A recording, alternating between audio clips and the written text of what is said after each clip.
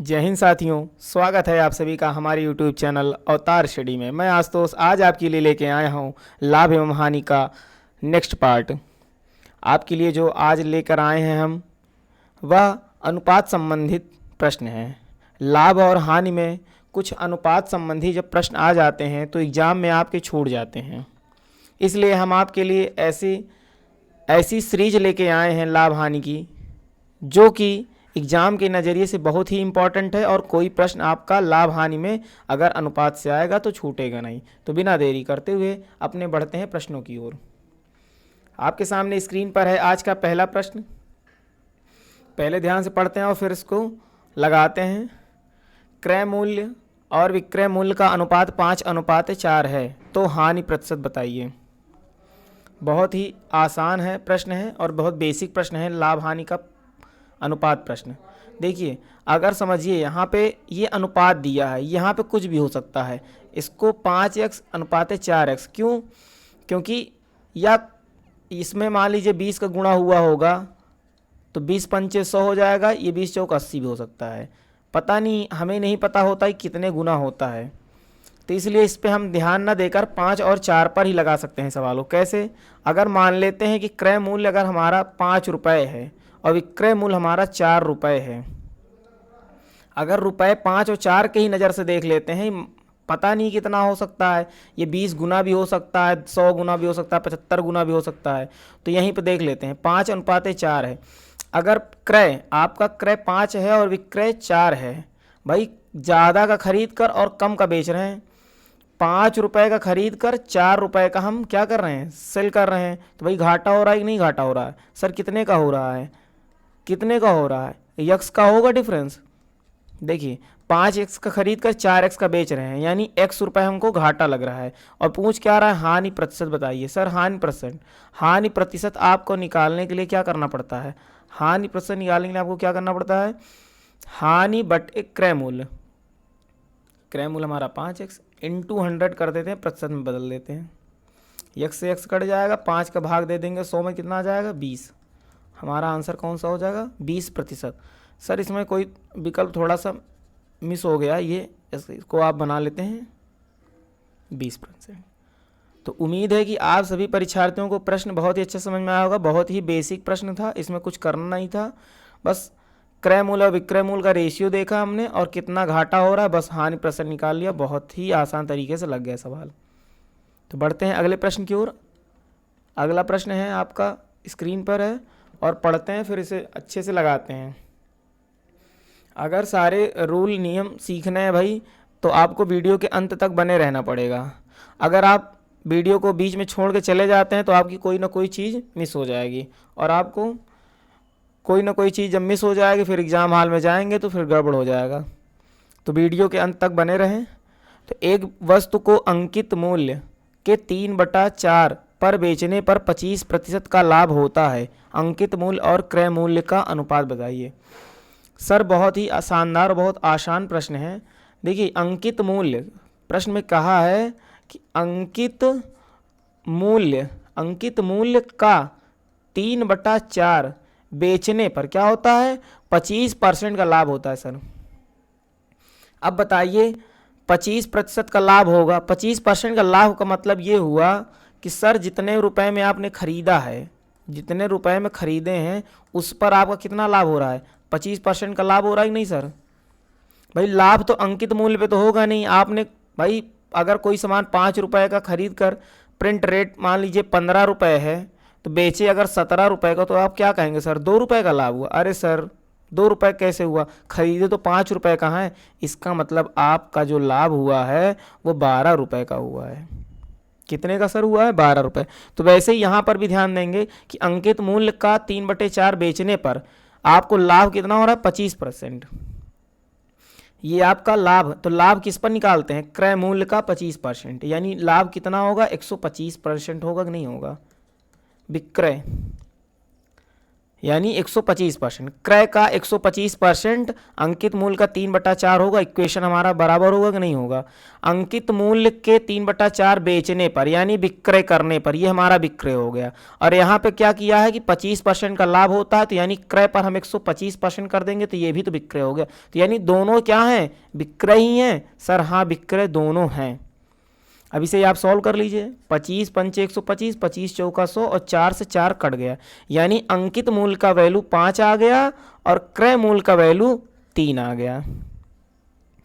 पूछ क्या रहा है प्रश्न में? अंकित मूल्य और क्रय मूल्य का अनुपात। अंकित मूल्य सर कितना होगा?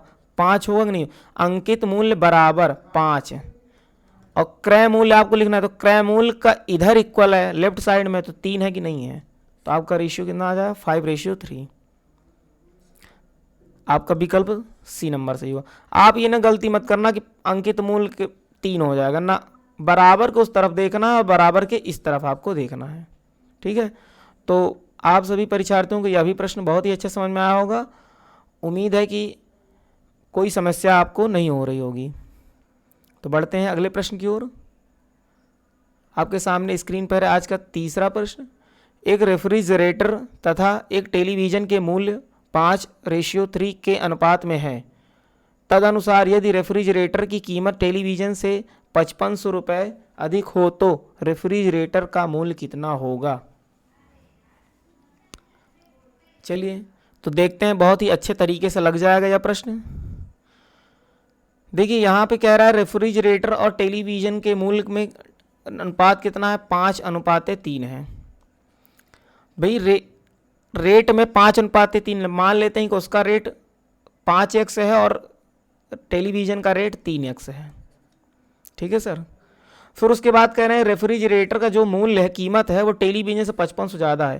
भाई इन दोनों को जो रेट है वो कितना ज़्यादा है? 5500 रुपये है। 3x से ये जो है ज़्यादा है।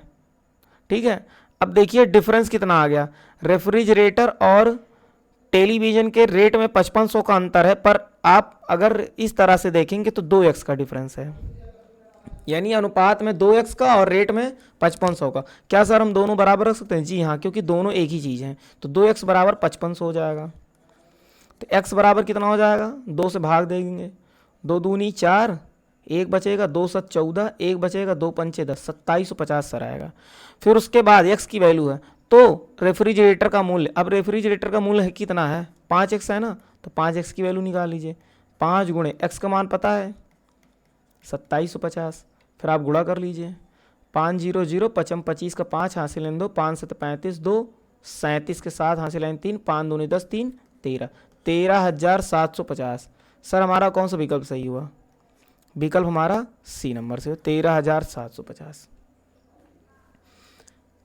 जिन विद्यार्थी या परीक्षार्थी या कोई भी हो जो हमारे वीडियो को देख रहे हैं, अगर थोड़ा सा भी पसंद आया हो तो चैनल को सब्सक्राइब करें, लाइक करें और इस वीडियो को शेयर करें अपने दोस्त यारों में, ताकि उन्हें भी यह आसान तरीके से समझाई हुई बात, लाभ हानि का अनुपात वाली सवाल अच्छे समझ में आ जाए।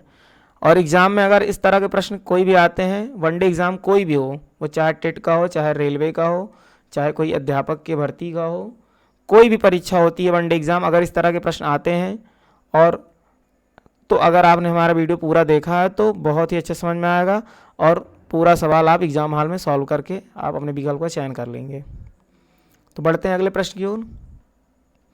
आपके सामने अगला प्रश्न, चौथा प्रश्न है, एक वस्तु का क्रय मूल्य विक्रय मूल्य है। एक वस्तु का क्रय मूल्य विक्रय मूल्य है। यहाँ पे थोड़ा सा कोई चीज़ मिस हो रही है। यहाँ पे आप जब सवाल में देखेंगे तो यहाँ पे कोई चीज़ मिस हो रही है, हम उसे बता दे रहे हैं क्या मिस हो रही है।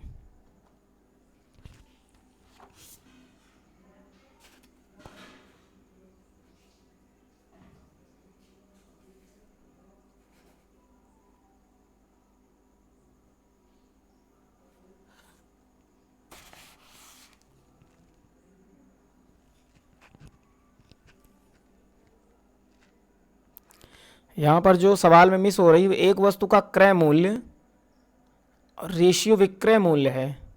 यहाँ पे क्रय मूल्य और विक्रय मूल्य का रेशियो दिया है सर, यहाँ पे अनुपात होगा। ए अनुपाते बी है। यदि बी ए का 200% है तो क्रय मूल्य बताना है। क्रय मूल्य पर लाभ, यहाँ पे लाभ मिस हुआ है, लाभ का प्रतिशत बताना है। सर बहुत ही आसान और बहुत ही उम्दा किस्म का प्रश्न है।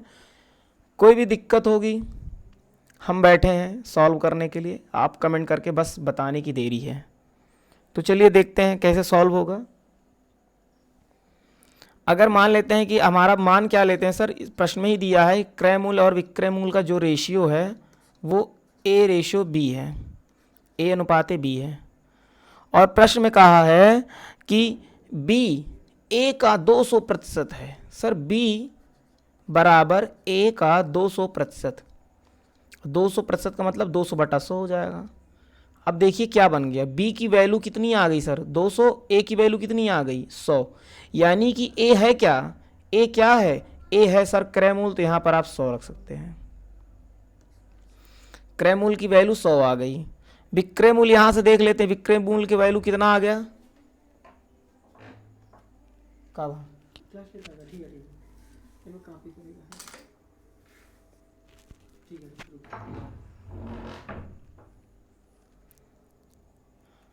अब देखिए b की वैल्यू कितनी आ गई, b की वैल्यू कितना आ गया 100 आ गया।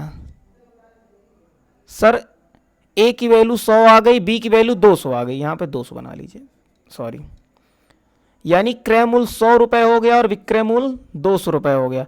अब यहां पे पूछ क्या रहा है, क्रय मूल्य पर लाभ का प्रतिशत बताना है। सर 100 रुपए का खरीदा, 200 का बेचा, यानी लाभ कितना हुआ सर 100 रुपए का हुआ कि नहीं जी, जी हाँ। तो प्रतिशत निकालने की क्या दिक्कत है भाई, लाभ प्रतिशत निकालने में कोई समस्या आपको कैसे हो सकती है। लाभ प्रतिशत बराबर लाभ बटे क्रय मूल्य, क्रय मूल्य 100 है, गुणे 100 कर दीजिए।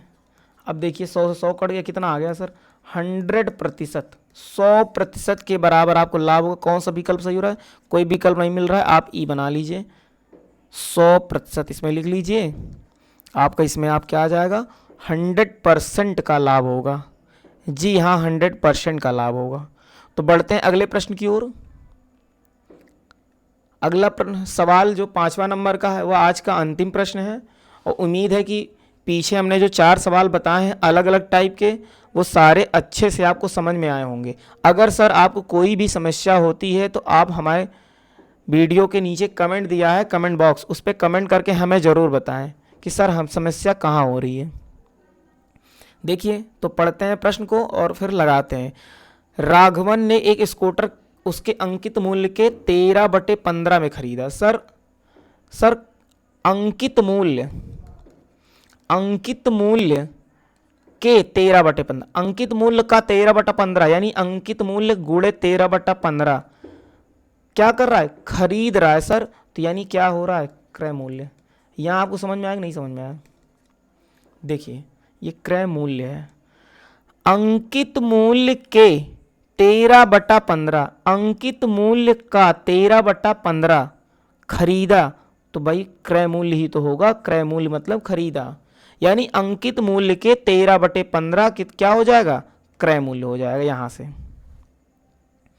तो यहां से हमें समझ में आ गया कि क्रय मूल्य हमारा 13 मान लेंगे और अंकित मूल्य क्या मान लेंगे 15 मान लेंगे, ठीक है। अंकित मूल्य हमारा कितना हो जाएगा 15 हो जाएगा। क्रय मूल्य आपको अभी पीछे वाली सवाल में कैसे बताया था कि बराबर के इस तरफ आपका ये अंश में, यानी इसका आप अंकित मूल्य निकालेंगे यहाँ से, तो अंकित मूल्य आपका आ जाएगा सर 15, और क्रय मूल्य आप अगर निकालेंगे तो आपका कितना आ जाएगा सर 13। भाई प्रश्न में पूछा क्या है, उसने अंकित मूल्य से 12% अधिक राशि लेकर बेचा, यानी कि अब बेचने की बारी जब आई, जब बेचने की बारी आई तो उसने क्या किया, अंकित मूल्य यानी 15 पे क्या किया 12% ज़्यादा बेच दिया, यानी 12% पे ज़्यादा बेचा। भाई विक्रय आप निकाल रहे हैं सर, विक्रय की वैल्यू निकाल लीजिए 12%। अब भाई कितने बेचा, तो 112% कर सकते हैं, जी हाँ, क्योंकि क्रय मूल्य हम 100% मानते हैं और 12% लाभ लिया है तो 112% का बेचा होगा, तो विक्रय मूल्य जिस पर आप दिया रहे उस पर आप 112 कर दीजिए, 112/100 हो जाएगा। आप सर इसे सॉल्व कर लेंगे, आप इसे सॉल्व कर लेंगे तो आपका कितना आ जाएगा, आपका आ जाएगा 16.8, कितना आ जाएगा 16.8, यानी कि क्रय मूल्य 13 रुपया और 16.8 रुपया इसका विक्रय हो जाएगा। अब यहाँ पे निकालना क्या, उसका लाभ निकालना है ना सर, तो लाभ निकाल लीजिए। तो आप बोलेंगे सर कि क्रय मूल्य 13 विक्रय 16.8, तो लाभ हो जाएगा 3.8। और हमें लाभ प्रतिशत निकालने, क्योंकि विकल्प हमारे लाभ परसेंटेज में दिए हैं तो प्रतिशत में निकालेंगे। तो लाभ प्रतिशत बराबर लाभ यहाँ पे क्या है, क्रय मूल्य 13 विक्रय 16.8, तो डिफरेंस आ जाएगा 3.8। उसके बाद होगा क्या हो जाएगा, यहाँ पे क्रय मूल्य है कितना 13 और इंटू 100 हो जाएगा। फिर उसके बाद इसे आप सॉल्व कर लीजिए। सर इसको आप सॉल्व करेंगे तो आपका आ जाएगा 29 सही 3/13। और इस तरह से हमारा कोई विकल्प नहीं मिल रहा है, शायद ये दशमलव में सॉल्व किया गया है। तो आप दशमलव में सॉल्व करेंगे तो 29 दशमलव, यहाँ पे ये वाला मिल गया तो हमें समझ गया कि यही वाला सही हो सकता है। 29.23 आएगा। यहाँ पे ये थोड़ा मिस हुआ है, इसको 2-3 बना लीजिए। आपका विकल्प कौन सा सही हो जाएगा, डी विकल्प सही हो जाएगा।